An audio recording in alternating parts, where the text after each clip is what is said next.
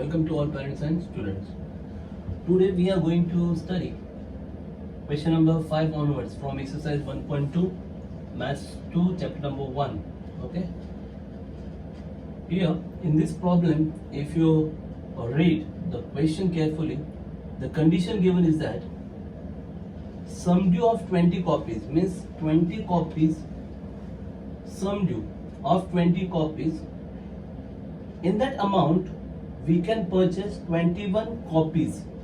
That means sum due of 20 copies is equal to present worth of 21 copies. This is the condition given in the problem. तो problem में क्या दिया है कि आपने books का जो भी बुक है उस बुक का 20 कॉपीज आपने परचेस किया है.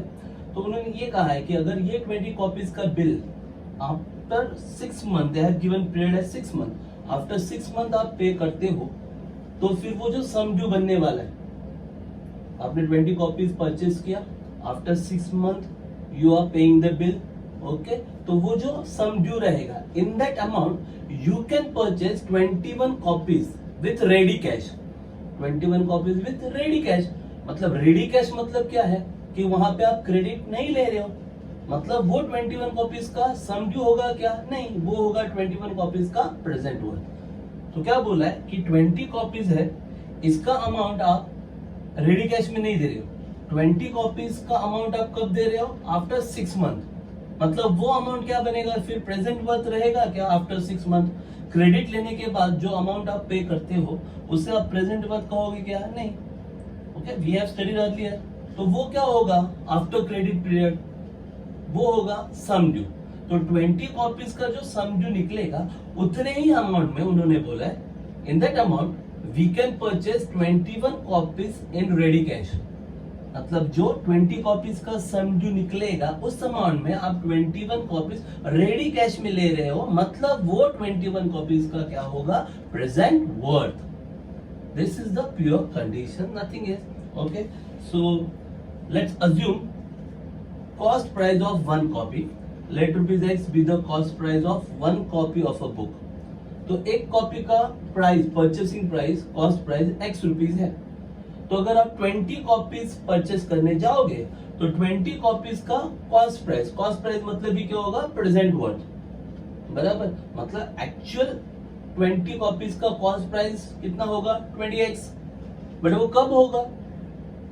बिल पे 20x आएगा क्या? पर नहीं आएगा ना. क्यों? क्योंकि प्राइस 20x है बट आप वो bill at the same time of delivery दे रहे हो क्या? नहीं ना. After 6 month you are going to pay. आप आफ्टर 6 मंथ पे कर रहे हो. बराबर है, मतलब ये 20x प्रेजेंट वर्थ है, रेडी कैश में दिया तो आफ्टर 6 मंथ दिया तो क्या बनेगा? वो सम ड्यू. बराबर, वो सम ड्यू हमें फाइंड आउट करना है. द सेम वे अगर आपको 21 कॉपीज का प्रेजेंट वर्थ निकालना है तो एक कॉपी के लिए कितना रुपया जाता है? Purchasing price x. तो 21 कॉपीज का परचेसिंग प्राइस कितना होगा? 21x. अरे गेटिंग इट? हो गया.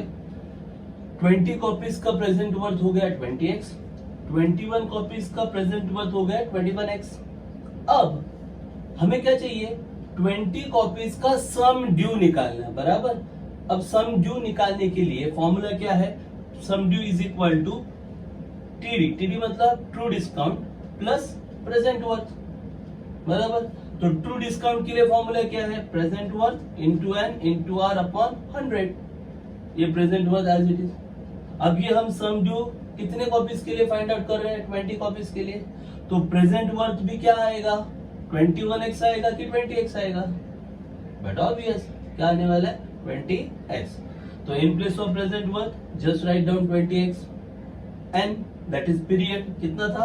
6 मंथ. ओके, मंथ्स को ईयर में कन्वर्ट किया, divide by 12, you will get 1/2 year. So 1/2.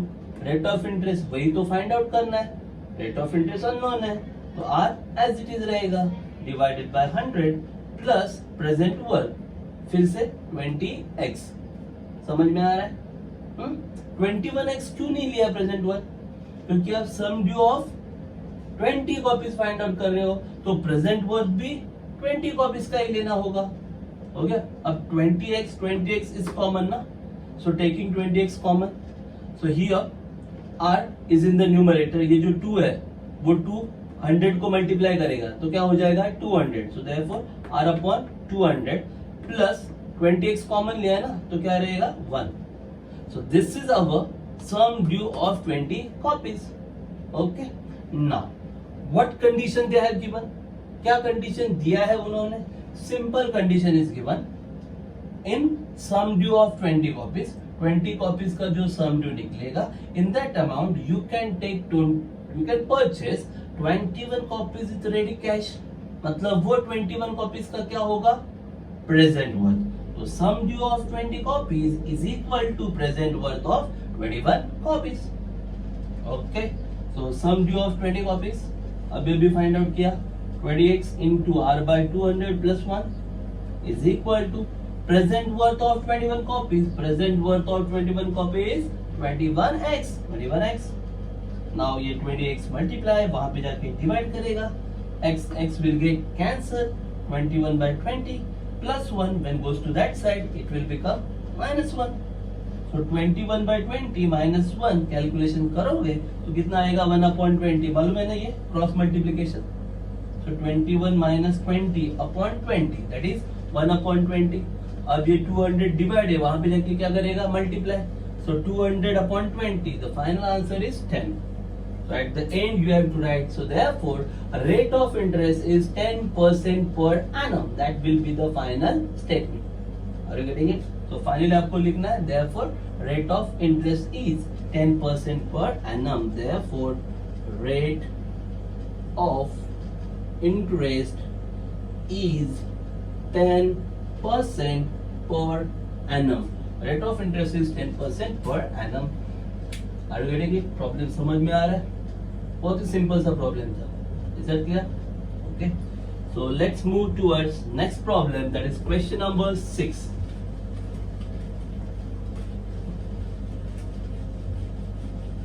What they have given in question number 6, just go through that question so that you have a clear idea about question number 6.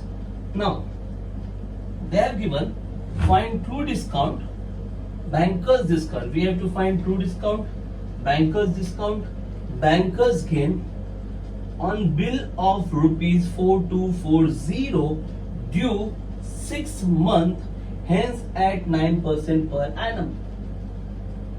Problem carefully read करना, क्या दिया है उन्होंने, bill of rupees 4240.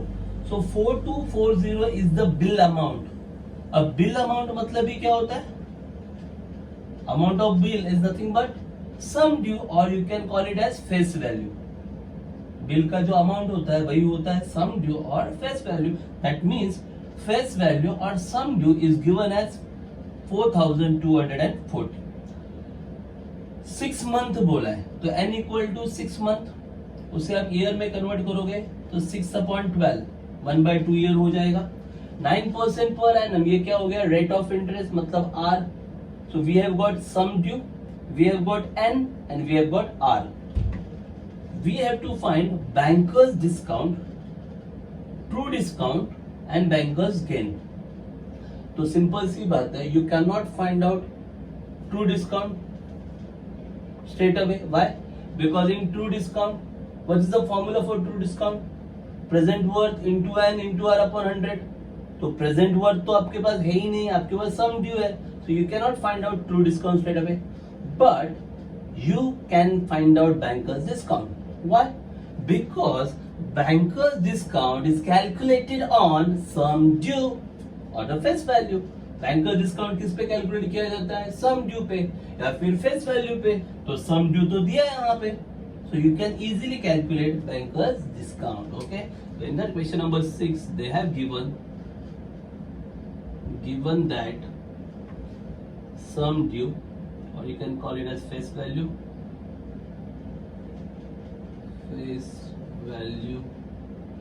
is equal to rupees 4240, then period n is equal to 6 month,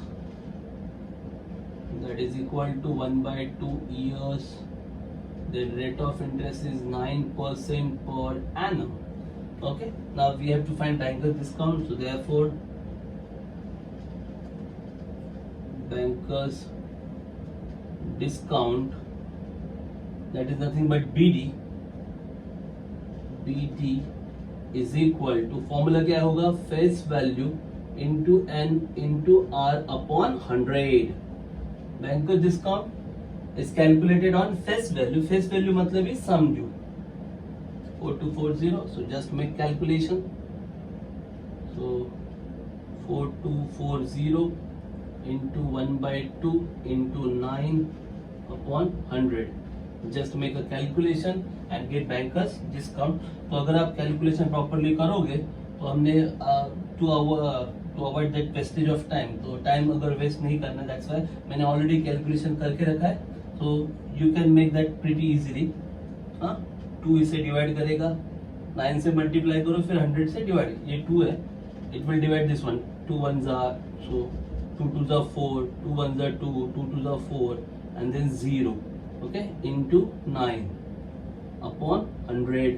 okay, then 0 0 will get cancelled and just 212 into 9, 212 into 9 करना और फिर 10 से divide करना. Final answer you will get as 190.8. okay, you can pretty easily you can make that calculation. आप बहुत simple है calculation. तो multiply करके 100 से डिवाइड कर दो, that will be the 190.8. ये हो गया आपका banker's discount B. okay, after getting bankers discount, now we have to find true discount. Banker discount मिला है, अब ट्रू डिस्काउंट फाइंड आउट करना है. तो ट्रू डिस्काउंट फाइंड आउट करने के लिए अपने पास फेस वैल्यू है. फेस वैल्यू मतलब सम ड्यू, बराबर है. तो सम ड्यू का यूज करके आप फेस वैल्यू फाइंड आउट कर सकते हो. कैसे? सिंपल सा फॉर्मूला था आपके पास, क्या, sum due is equal to sum due, और you can call it as face value. Sum due is equal to present worth plus true discount. अब ट्रू डिस्काउंट में फिर से प्रेजेंट वर्थ आता है, मालूम है. ट्रू डिस्काउंट का फॉर्मूला है present worth into n into r upon 100. तो देयरफॉर सम ड्यू तो आपका है 4240. प्रेजेंट वर्थ अभी आपको मालूम नहीं है, it is unknown, keep it as it is. True discount आएगा present worth into n into r upon 100. Okay, ये आपका बैंकर डिस्काउंट है रुपीज. बाद में वो कन्वर्ट कर देना आप, रुपीज 190.8. अब इसमें प्रेजेंट वर्थ तो अननोन है, तो वो एज इट इज रहेगा. 4240 is equal to present worth, ये कॉमन आ गया. Here you will get 1 plus present worth common. N का वैल्यू है 1/2 इंटू आर का वैल्यू कितना है 9 upon 100. So finally you will get present worth into 1 plus ये 9, ये 2 जो यहाँ पे डिवाइड है, यहाँ पे जाके मल्टीप्लाई करेगा, तो 9 अपॉन 200. तो कैलकुलेशन अगर आप करोगे तो ये तो समझ में आ गया banker discount. So I have to rub this, I have to clear it off. Let's clear it out. 190.8, that is the banker's discount. Here we will get present worth into cross multiplication, 200 into 1 200, 200 plus 9 209 upon 200. ठीक है. और ये आपका तो sum due तो है 4240 4240 4240. अब ये 209 अपॉन 200 यहाँ पे मल्टीप्लाई, यहाँ पे जाके क्या करेगा, डिवाइड मतलब रेसिप्रोकल होगा. So you will gate 4240 into ये जो 200 डिवाइड है वो क्या करेगा, मल्टीप्लाई, और 209 जो मल्टीप्लाई वो क्या करेगा, divide, into 200 divided by 209 is equal to present worth. तो जस्ट मेक अ कैलकुलेशन. अब इस कैलकुलेशन को कर देना, that will give you present worth. So therefore present worth is equal to, जब कैलकुलेशन करोगे, I got present worth as 4057.4. ये मुझे आंसर मिला, आप कैलकुलेट करके देखना. तो present worth 4057.4. Just make a calculation, easily कर देना. 209 ये जो नंबर है, ये नंबर से इसे डिवाइड करने की कोशिश कर देना. 200 तो इजीली है, बाद में 200 से मल्टीप्लाई करना.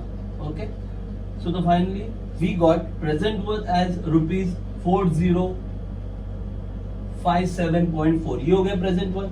अब आप ट्रू डिस्काउंट निकाल सकते हो, बराबर है. क्योंकि ट्रू डिस्काउंट का फॉर्मूला अब क्या बनेगा, so therefore true discount is equal to sum due minus present worth, correct, क्योंकि फॉर्मूला क्या था, sum due equal to present worth plus true discount ना। तो अगर आपको ट्रू डिस्काउंट चाहिए तो ये प्रेजेंट वर्थ जो प्लस है यहाँ पे जाके क्या होगा, minus, simple. So true discount equal to sum due minus present worth, बहुत सिंपल। तो फिर सम ड्यू का वैल्यू कितना है 4240 माइनस प्रेजेंट वर्थ अभी अभी मिला, कितना मिला 4057.4।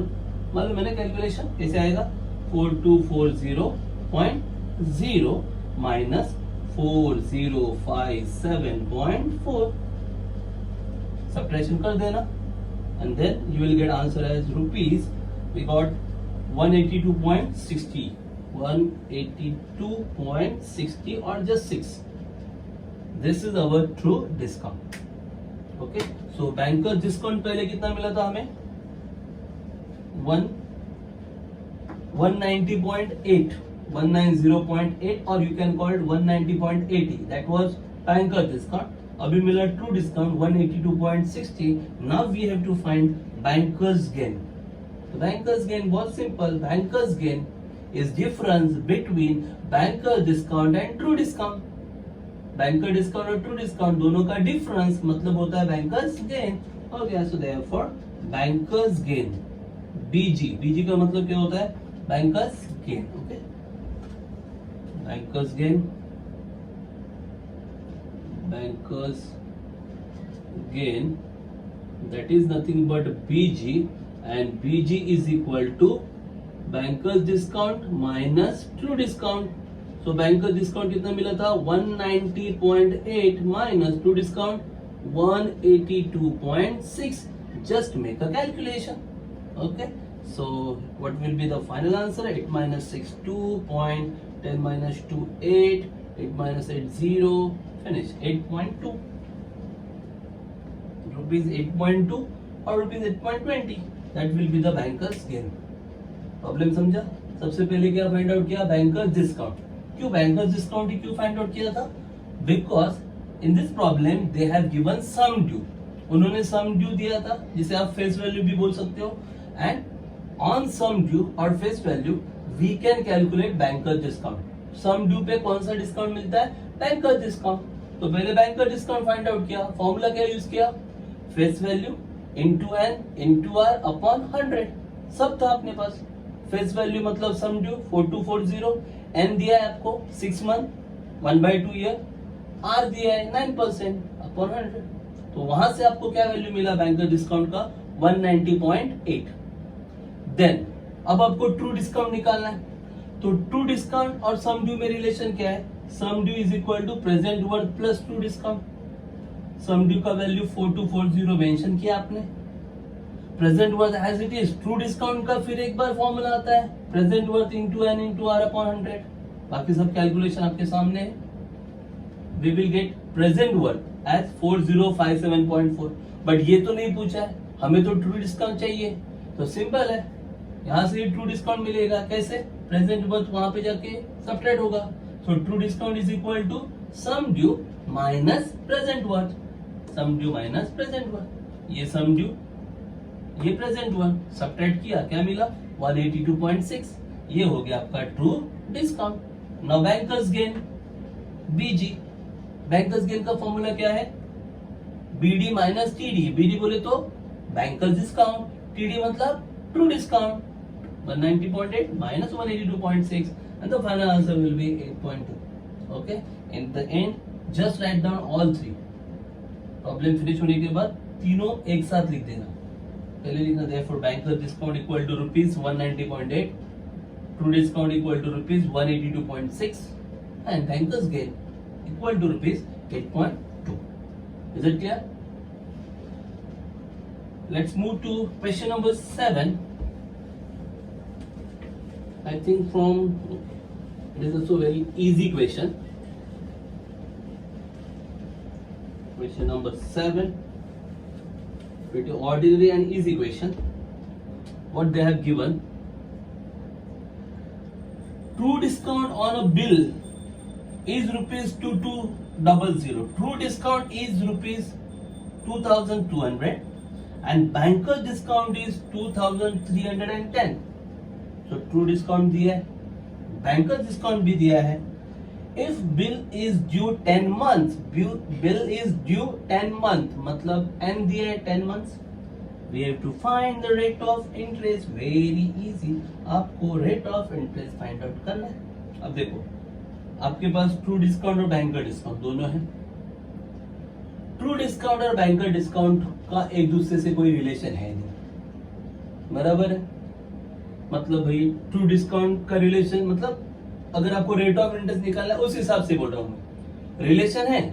बैंकर डिस्काउंट ट्रू डिस्काउंट का रिलेशन है, बट वो रिलेशन कहाँ पे आता है? बैंकर्स गेन के टाइम पे आता है, बराबर है.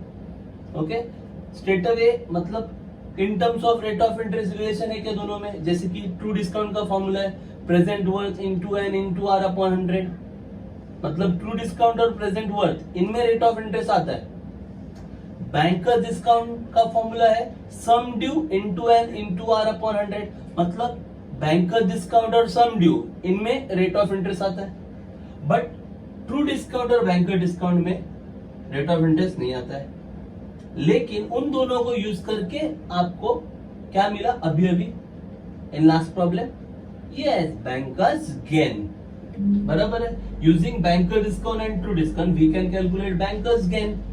और बैंकर्स गेन ये किस पे आता है? Banker's gain is interest on true discount. और दिमाग में जा रही, बैंकर्स गेन मतलब क्या? It's interest on true discount. तो पहले बैंकर्स डिस्काउंट फाइंड आउट करते हैं, फिर बैंकर्स गेन का जो फॉर्मूला है उसमें बराबर से आपको रेट ऑफ इंटरेस्ट मिल जाने वाला है. देखते हैं फिर. Given that true discount is given as rupees, how much they have given? 2200. Then banker's discount is given as rupees 2310, and then n period they have given 10 months. 10 months is nothing but 10 by 12. 10 by 12 years. If you divide by 2 5s are 2 6s are. So we got TD, BD and N. So using true discount and banker's discount we can find out banker's gain. So therefore now banker's gain is equal to क्या formula है? BD minus TD. So 2310 minus 2200, how much it will? 011 rupees 110. ये हो गया आपका banker's gain. अब banker's gain is interest on true discount, तो उसका भी एक फॉर्मूला यूज करेंगे. But banker's gain it is interest on true discount. तो बैंकर्स गेन का फॉर्मूला क्या है? True discount into n into r upon 100. Now we have got banker's gain how much? 110. अब बैंकर्स गेन मिल चुका है, तो banker's gain की जगह पे आप लिखोगे 110 equal to true discount is 2200 into n कितना है? 5/6 इंटू आर अपॉन 100. हो गया. अब ये 100 0 will get cancel, so you will get 110 is equal to 22. ये 0 cancel हो गया. 22 5s are 110 upon 6 into r. 0 cancel. 22 5s are 110 upon 6 है upon 6 और ये r. 6 क्या करेगा? Multiply 110 divide. So therefore r is equal to 110 into 6 upon 110 is equal to r. 110 will get cancelled. So finally you will get r is equal to 6. This is your full and final answer. यही तो पूछा था, rate of interest. तो final sentence क्या आएगा? So therefore rate of interest is 6% per annum. कोई difficult लग रहा है आपको इसमें? TD, true discount, BD, bankers discount दिया है, N दिया है, तो सिंपल सी बात है, टीडी बीडी मिला है तो पहले क्या मिलेगा, BG, banker's gain. Banker's gain मिला तो बैंकर्स गेन का फॉर्मूला यूज किया, TD into n into r upon 100। Simply you can find out rate of interest. Clear? कुछ भी डाउट है फिर एक बार रिपीट देख लेना तो समझ में आ जाएगा कौन सी स्टेप में क्या क्या किया। Is that clear? Okay, so this is all about question number 5, 6 and 7. Just go through all these questions properly. Next question, in question number 8, they have given a bill of rupees.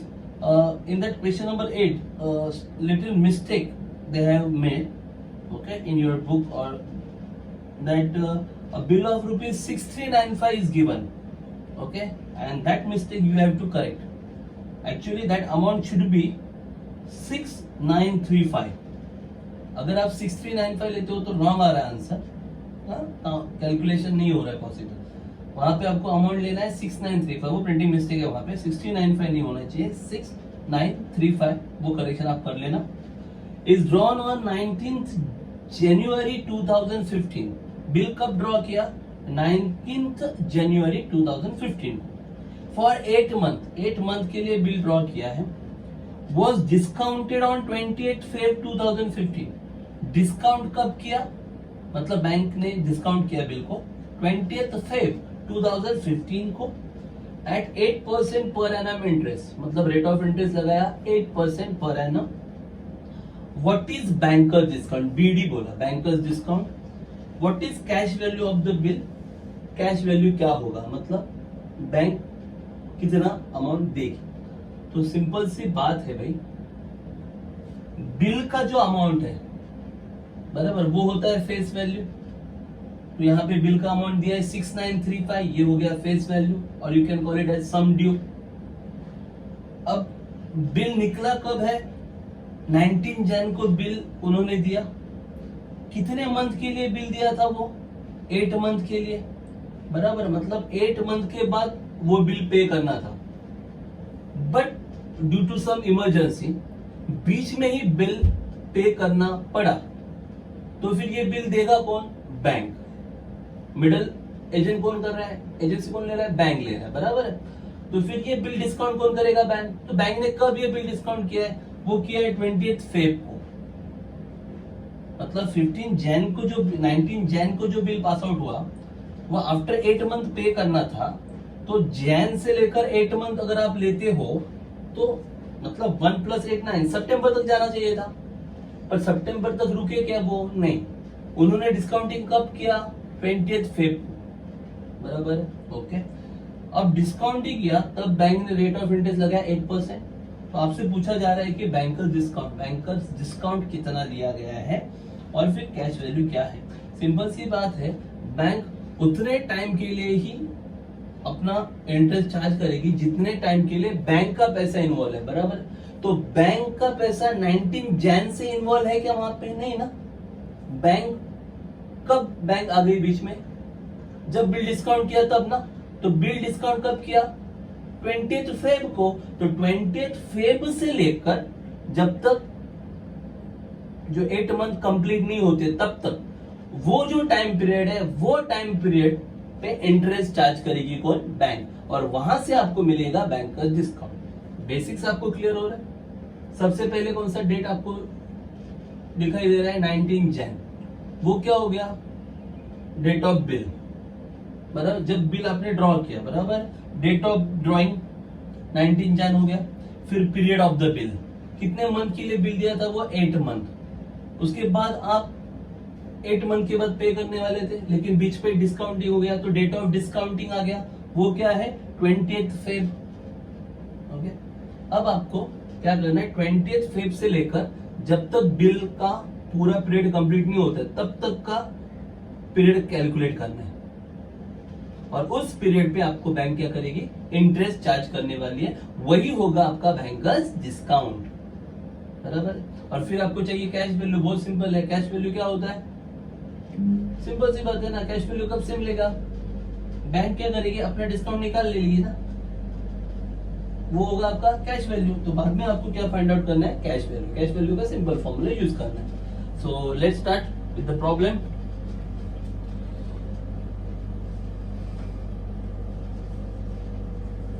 Question number 8 बहुत ही simple सा problem है. अभी अगर 8 आपको समझ में आ रहा है तो ऐसे ही सब प्रॉब्लम्स आगे आने वाले हैं. और इसके लिए आपको 73 का टेबल बाहर करना पड़ेगा, क्योंकि 73 जो है कैलकुलेशन इजी करने के लिए 73 का थोड़ा ऑलमोस्ट टेबल आपको याद करना ही होगा. देखते हैं फिर question number 8. First of all, what is given? They have given bill of rupees 636935. Okay, so sum due, or you can call face value of bill here FV, face value of bill, or you can call it as FV, equal to rupees 6935. Okay, 6935. Okay, this is then date of drawing. Date of drawing is equal to, कौन सा date पे draw किया? 19th January 2015. Then period of bill. कितने month के लिए bill निकाला था उन्होंने? 8 months. So after that, therefore nominal due date. हाँ, after nominal due date मतलब क्या कि बिल कब ड्रॉ किया? 19 जन को. कितना पीरियड था बिल का? 8 मंथ. मतलब ड्यू मतलब पे करोगे आप, तो पे कब करोगे? 8 मंथ के बाद ना. तो 19 जन से लेकर 8 मंथ कैलकुलेट करना है. जनवरी मतलब फर्स्ट मंथ प्लस 8 मंथ, तो 1 + 8 कितना होता है? 9. तो 9th मंथ कौन सा आता है? सितंबर. बराबर है. तो फिर नॉमिनल डेट क्या होगा? 19th सितंबर 2015. ये हो गया आपका नॉमिनल ड्यू डेट. अब जो नॉमिनल ड्यू डेट होता है, जैसे कि हमने देखा बेसिक्स में, +3 करेंगे तो आपको मिलेगा लीगल ड्यू डेट. मतलब नॉमिनल ड्यू डेट के बाद भी 3 डेज ग्रेस पीरियड दिया जाता है कि 3 दिन में आप बिल पे कर सकते हो. तो इसमें 3 डेज ऐड करोगे तो आपको मिलेगा legal due date. So legal due date means 19 + 3 days grace, और 3 डेज बढ़ाओगे तो 19 + 3 कितना आएगा? 22 सितंबर 2015. सो अपने पास लीगल ड्यू डेट आ गया. अब डेट ऑफ डिस्काउंटिंग लिखेंगे. डेट ऑफ डिस्काउंटिंग, कब बिल को आपने डिस्काउंट किया है? 28 फेब 2015 को आपने बिल को डिस्काउंट किया. अब जैसे कि पहले ही बोला, बैंक जो भी डिस्काउंट लेने वाले, मतलब बैंक का डिस्काउंट, वो कितने टाइम के लिए लेने वाली है? 8 मंथ के लिए वो नहीं ले सकेगी. क्यों? क्योंकि 8 मंथ बैंक का पैसा है क्या? नहीं. बैंक का पैसा कब से आया? 20 फेब के बाद. इस डेट के बाद बैंक का पैसा इन्वॉल्व हुआ ना. तो 20 फेब से लेकर कब तक? जब तक वो लीगल ड्यू डेट हो रही है तब तक बैंक का पैसा वहां पे ब्लॉक हुआ ना. तो अगर बैंक के लिए आपको पीरियड निकालना है तो वो पीरियड कैसे निकालना है? 28 फेब से लेकर 22 सितंबर तक आपको total number of days calculate करने होंगे, और फिर इन्हें आपको कन्वर्ट करना पड़ेगा ईयर्स में. तो ठीक है, कैलकुलेट करते हैं. Number of days, so therefore number of days from date of discounting to legal due date number are as below. Number of days from date of discounting to legal due date are as below. मतलब discounting की date से लेकर legal due date तक जितना भी days होता है उतना भी कैलकुलेट करेंगे. ठीक है. तो देखो, फेब्रुअरी का 28 फेब हो गया, मतलब 28 फेब चला गया. अब वो 2015 है, वो लीप ईयर नहीं है ना, मतलब 29 रहेगा क्या फेब में? नहीं. तो फेब तो चला गया. तो फेब के बाद कौन सा मंथ आएगा? मार्च. तो मार्च, मार्च में कितने डेज होते हैं टोटल? 31। तो मार्च के 31 डेज हो गए, क्योंकि आपको कब तक जाना है? 22 सितंबर तक आना है। मार्च हो गया, फिर आएगा अप्रैल, अप्रैल में कितने डेज है? 30। फिर आएगा मई, मई में कितने डेज है? 31। फिर आएगा जून, जून में कितने डेज है? 30। फिर आएगा जुलाई, जुलाई में कितने डेज है? 31। फिर आएगा अगस्त, अगस्त में कितने डेज है? 31। एंड देन सितंबर, और सितंबर में कितने डेज जाना है आपको? 22 तक जाना है, तो 22 यहाँ पे आ जाएगा टोटल। बात समझ में आ रही है आपको? 20th फेब से लेकर 22 सितंबर तक कितने डेज है वो कैलकुलेट करने। तो 20th फेब तो हो गया, 20th फेब के बाद फेब में कुछ बचता है क्या? नहीं। तो फेब गया, फिर अगला महीना कौन सा है? मार्च। तो मार्च के कितने? 31। तो आपको फिर अप्रैल आता है, अप्रैल में कितने डेज? 30 डेज। मई में 31, जून 30, जुलाई 31, अगस्त 31। अब सितंबर में 22 ही क्यों लिया है? क्योंकि आपको सितंबर का लीगल ड्यू डेट कौन सा दिया है? 22 सितंबर। तो यहां तक ही जाना है आपको। Is that clear? इसलिए 22 आता है। अब इन सभी को कैलकुलेट करो, इन सभी का टोटल निकालो, तो ये टोटल आता है 206, टोटल नंबर ऑफ डेज। हो गया? ये जो पीरियड है ना, ये पीरियड पे अभी बैंक क्या करेगी? अपना इंटरेस्ट चार्ज करेगी, या फिर जो बैंकर्स डिस्काउंट है वो कैलकुलेट करना है आपको। दिस इज द पीरियड, पर वो डेज में, अब उसे कन्वर्ट करना पड़ेगा ईयर में। So therefore n is equal to 206 days. अब उसको कन्वर्ट करेंगे 206 अपॉन 365। अब ये बन जाएगा ईयर्स। अभी इसलिए मैंने बोला था थोड़ा 73 का टेबल वगैरह ऐड हो तो अच्छा रहेगा। 73 1 2, चलो इतना ही रहेगा। 2 + 6 8, 206 अपॉन 365। ये तो आ गया आपका n पीरियड, तो आपको मिल गया। अब आपको आगे फाइंड आउट करना है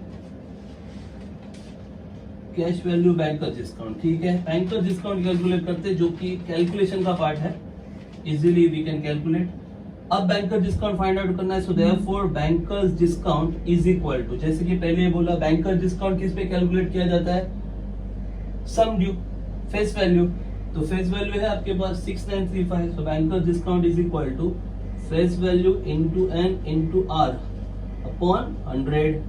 तो फेस वैल्यू 6935 इंटू n। अब ये डिवीजन नहीं हो रहा है प्रॉपरली, दैट्स व्हाई ऐसे रखा है, क्योंकि बाद में कैलकुलेशन हो सकता है।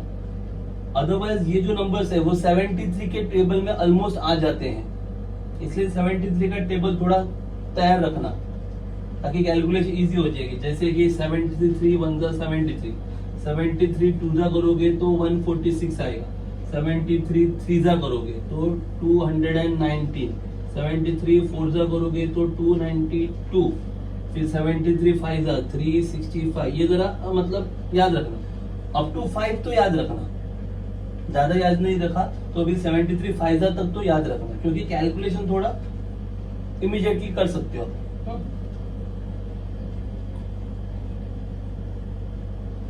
इंटू एन, एन है आपका 206 upon 365 into r, rate of interest. Rate of interest लिखा नहीं हमने, कितना दिया था उन्होंने रेट ऑफ इंटरेस्ट? 8% ना, यहाँ पे मेंशन नहीं किया, जाना तो 8%। So 8 upon 100।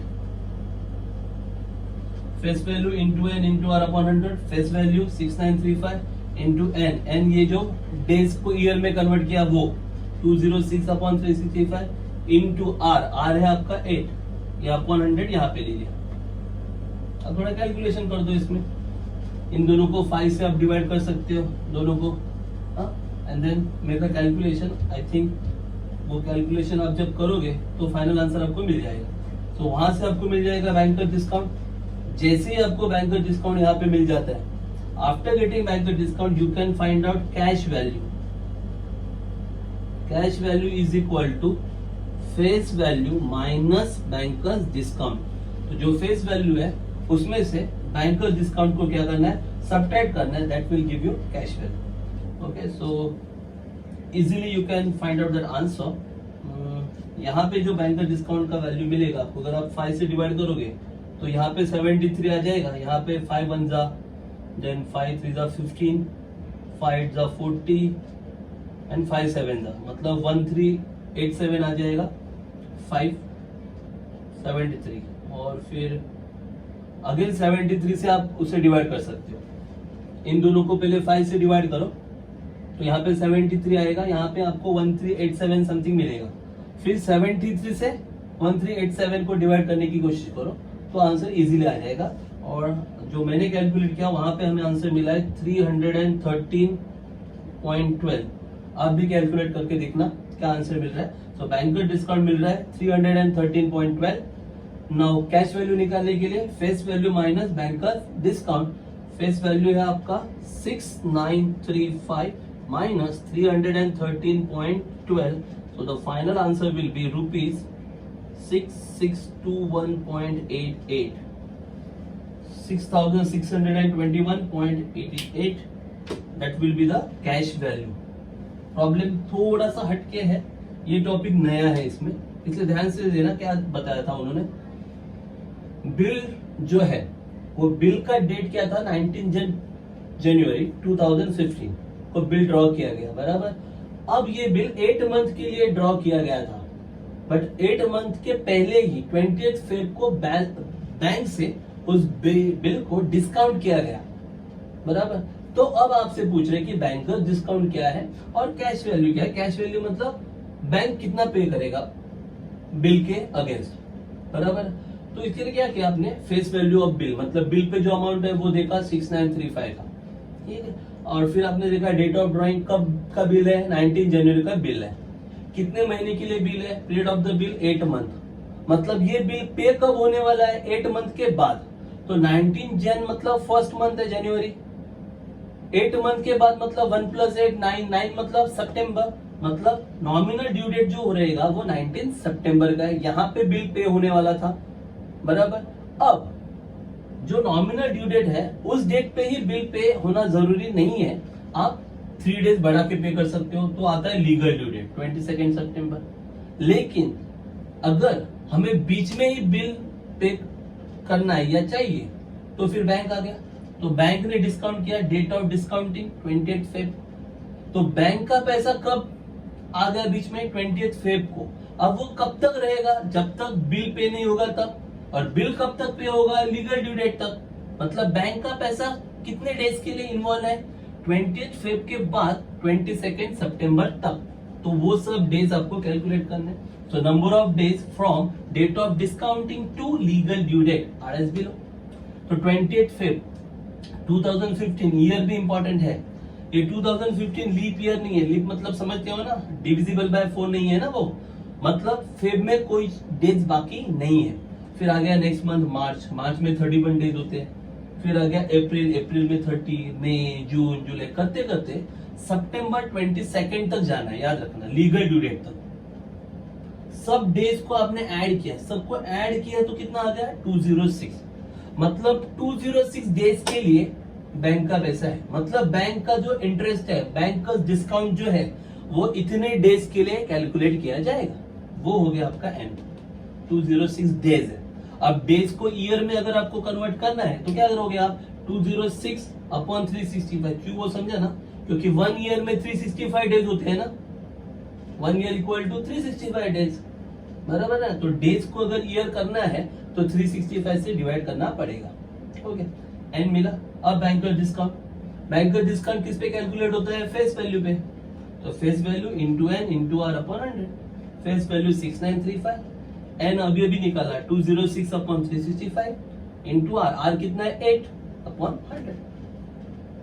ये दोनों को डिवाइड किया आपने 5 से, तो यहाँ कितना आ गया 1387, यहाँ पे 73, फिर 73 से फिर से इसे 1387 को डिवाइड करना, आंसर मिलेगा आपको। फिर इनका मल्टीप्लिकेशन करके 100 से डिवाइड कर दो, फाइनल आंसर ये आता है 313.12। कैलकुलेशन करना मगर डायरेक्टली आंसर मत लिखना।